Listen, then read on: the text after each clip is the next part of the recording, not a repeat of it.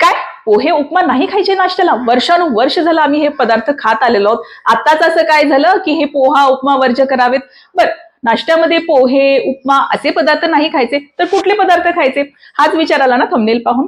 आजच्या व्हिडिओमध्ये आपण बघणार आहोत पीसीओएस पीसीओडीच्या पेशंट्सनी पोहे उपमा किंवा तत्सम नाश्त्याचे प्रकार का अवॉइड करावेत आणि त्याऐवजी ब्रेकफास्टमध्ये नाश्त्यामध्ये कुठले अन्न पदार्थ घ्यावेत याबद्दल मी थोडक्यात माहिती सांगणार आहे. याची रेसिपीही मी शॉर्टमध्ये सांगणार आहे आणि व्हिडिओच्या शेवटी एक छोटीशी टिप देणार आहे ज्याच्याने तुम्ही पोहे उपमा कधीतरी तुमच्या डाएटमध्ये इन्क्लूड करू शकाल. पीसीओएस पीसीओडीच्या पेशंट्समध्ये पण शुगर इम्बॅलन्स असू शकते किंवा त्यांचे जे शुगर्स आहेत ते हायर साईडला असतात, म्हणजे रक्तातली साखर ही थोडीफार वाढलेली असते आणि पीसीओएस पीसीओडीच्या केसमध्ये थोडंफार इन्सुलिन इम्बॅलन्स पण असतं. यामध्येच घाबरून जाण्याचं कारण नाही, हा फक्त एक इम्बॅलन्स असतो आणि याला मॅनेज करण्यासाठी त्यांनी जेवणामध्ये जो प्रत्येक त्यांचा मील आहे, प्रत्येक जे जेवण आहे याच्यामध्ये थोडेफार कार्बोहायड्रेट्स असले पाहिजे, प्रोटीन असलं पाहिजे आणि फायबर असलं पाहिजे. प्रत्येकच जेवणामध्ये त्यांनी हे लक्ष द्यायला पाहिजे की त्यांचं जेवण जे आहे ते परिपूर्ण बॅलन्स्ड असलं पाहिजे. आणि स्पेशली सकाळी ब्रेकफास्ट तर खूप इम्पॉर्टंट असतो, कारण सकाळी सकाळी जर हाय कार्ब म्हणजे ज्याच्यामध्ये खूप जास्त कर्बोदक आहेत असे पदार्थ खाल्ले तर एकदमच त्यांची ब्लड शुगर लेवल स्पाइक होऊ शकते. तेवढ्यापुरतं बरं वाटेल, पण नाश्ता केल्यानंतर पुन्हा 2 तासांनी त्यांची एनर्जी डाऊन होईल, त्यांना भूक लागेल आणि कामात लक्ष लागणार नाही. आपले जे रेग्युलर पोहे उपमा यासारखे नाश्त्याचे प्रकार आहेत त्याच्यामध्ये असतात मोस्टली कार्बोहायड्रेट्स आणि थोडंफार शेंगदाणे असल्यामुळे थोडंसं फॅट आणि थोडंसं प्रोटीन असतं. पण बरेच जण हे शेंगदाणे पण काढून फेकून टाकतात.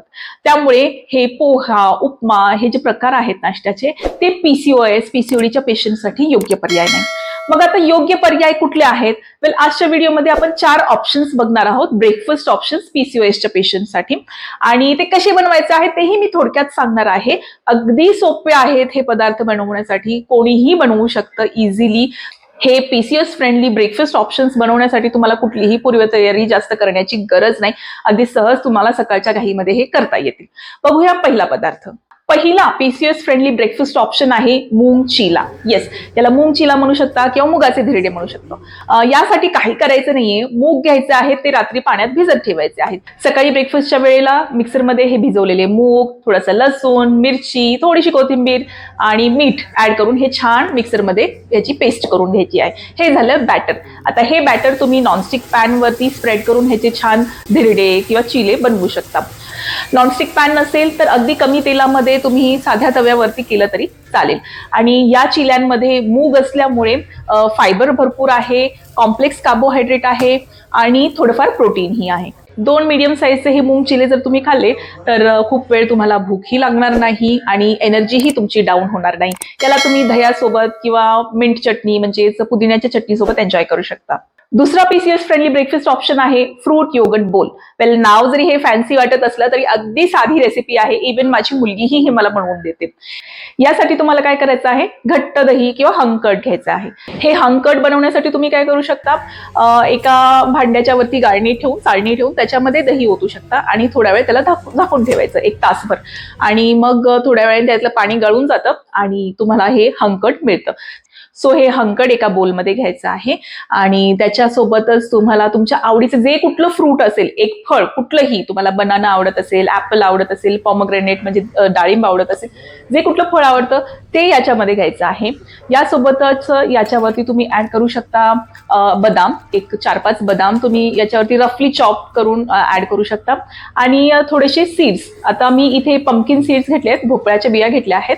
तुम्ही जवसाचे बिया किंवा तीळ हे घेऊ शकता आणि तुमचं फ्रूट बोल रेडी आहे. हे फ्रूट बोल खूप टेस्टी असतं. फ्रूट, नट्स, सीड्स यामधून फायबर मिळतं, थोडंफार फॅटही मिळतं. दह्यामध्ये हे जे हंकट आहे त्याच्यामध्ये प्रोटीन आहे, थोडंसं फॅटही असणार आहे आणि ओव्हरऑल जो हा बोल आहे तो अगदी एक होलसम मील होऊ शकतं. खूप वेळ तुम्हाला भूक लागणार नाही हे खाल्ल्यावर. Third PCOS friendly breakfast option आहे बेसन चिला किंवा बेसन पोळी. हा ऑप्शन मी माझ्या क्लायंट्सला रेग्युलरली त्यांच्या ब्रेकफास्टमध्ये देते आणि खरंच खूप इझी ऑप्शन आहे आणि इझिली टेस्टी पण होतं आणि इझिली बनवताही येतं. त्यामुळे माझे क्लायंट्स हे प्रेफर करतात.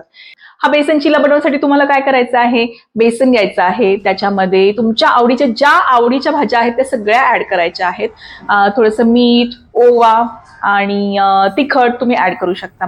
आणि अगेन ह्याचं छान बॅटर बनवायचं आहे, पातळ बॅटर, आणि ते नॉनस्टिक पॅनवरती स्प्रेड करून तुम्ही बनवू शकता बेसन पोळी किंवा बेसन चिला. नॉनस्टिक पॅन नसेल तरी साधा पॅन यूज केला, तुमचा लोखंडी तवा यूज केला तरी चालेल, आणि थोडंसं तेल तुम्ही यूज करू शकता. या बेसन चिल्यामध्ये बेसन असल्यामुळे थोडं कार्ब्स आहेत, फायबर आहे, थोडंफार प्रोटीन आहे, आणि भाज्यांमुळे भरपूर फायबर मिळतं. तुम्हाला जर हवं असल्यास थोडंसं तुम्ही याच्यावरती पनीर जे आहे ते ग्रेट करून घेऊ शकता, किसून तुम्ही पनीर टाकू शकता. Fourth PCS friendly breakfast option आहे एग्स, अंडी. येस, याच्यामध्ये भरपूर प्रोटीन असतं, गुड फॅट्स असतं, बट अनफॉर्च्युनेटली आपल्याकडे एकतर लेडीज नॉन व्हेजिटेरियन खूप कमी खातात, एग्स खूप कमी खातात, आणि ज्या खातात त्याही आठवड्यातून 1 किंवा 2 वेळा असंच खातात, आणि यामध्ये भरीसभर कोलेस्ट्रॉलची भीती.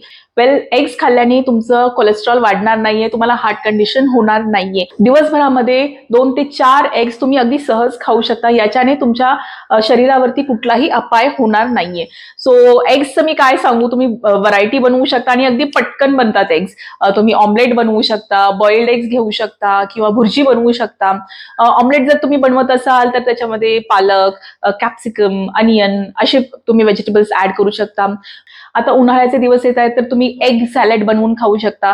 बॉइल्ड एगला छोट्या पीसेसमध्ये चॉप करून तुम्ही त्याच्यामध्ये अनियन, टोमॅटो ऍड करू शकता, थोडंसं दही ऍड करू शकता, मीठ ऍड करू शकता. छान तुमचं सॅलड बनवून जातं हे, आणि अगदी होलसम मील बनतं. याच्यासोबत दुसरा काही पदार्थ घेण्याची गरज नाहीये, आणि एग्स खाल्ल्याने बराच वेळ भूक लागत नाही, पोट अगदी भरलेलं राहतं. नॉन व्हेजिटेरियन असणारे माझे क्लायंट्स मोस्टली एग्स प्रेफर करतात आठवड्याचे 7ही दिवस, कारण पटकन बनतात, घाईच्या वेळेला जास्त काही तयारी करावी लागत नाही, आणि पोटही खूप काळ भरलेलं राहतं. बट काही जणांचं म्हणणं असं असेल की नाही, मला पोहे उपमा खायचंच आहे, पीसीओडी पीसीओएस असला तरी मला पोहे उपमा माझ्या डाएटमध्ये घ्यायचंच आहे. सो अशा वेळेस पोहे उपमा याला पीसीओएस किंवा पीसीओडी फ्रेंडली करण्यासाठी तुम्ही त्याच्यामध्ये भाज्या ऍड करू शकता. जसं कॅप्सिकम आलं, गाजर, कॅरेट आलं, किंवा पीस ज्याला मटार म्हणतात ते तुम्ही ऍड करू शकता. शेंगदाणे ऍड करू शकता, शेंगदाणे काढून फेकायचे नाहीयेत. परत यासोबतच एखादा जर तुम्ही प्रोटीन सोर्स घेतला तर खूप बरं होईल. जसं पोहे जर तुम्ही घेतले तर त्याच्यामध्ये मटकी तुम्ही ऍड करू शकता, थोडंफार प्रोटीनही मिळेल, फायबरही मिळेल, किंवा एखादं एग त्याच्यासोबत घेऊ शकता, बॉइल्ड एग, किंवा पनीर त्यासोबत तुम्ही घेऊ शकता. मी म्हणत नाही की तुम्ही त्याचं कॉम्बिनेशन बनवून मग ते खा, सोबत जर तुम्ही साईड डिश म्हणून जरी घेतलं तरीही हे तुमचं होलसम मील होईल. याच्यामध्ये प्रोटीन, फॅट, फायबर तुम्हाला मिळून जाईल. सो हा होता आजचा video, PCOS friendly breakfast option सांगणारा. तुम्हाला आजचा व्हिडिओ कसा वाटला मला नक्की सांगा, आणि तुम्हाला हे ब्रेकफास्ट ऑप्शन्स इझी वाटले की नाही, आणि तुम्हाला हे पटलं आहे की नाही, पोहे उपमा खाऊ नये पीसीओएस पीसीओडीच्या पेशंटनी, मला नक्की कमेंट सेक्शन मध्ये सांगा. आणि व्हिडिओ आवडला असेल तर नक्की एक लाईक करा, आणि पीसीओडी पीसीओएसच्या पेशंट सोबत हे शेअर करा. बरेच वेळा अवेअरनेस नसल्यामुळे, माहिती नसल्यामुळे आपण चुकीचे गोष्टी डाएटमध्ये इन्क्लूड करू शकतो, जे आपल्या कंडिशनला जास्त फेवरेबल नाहीयेत.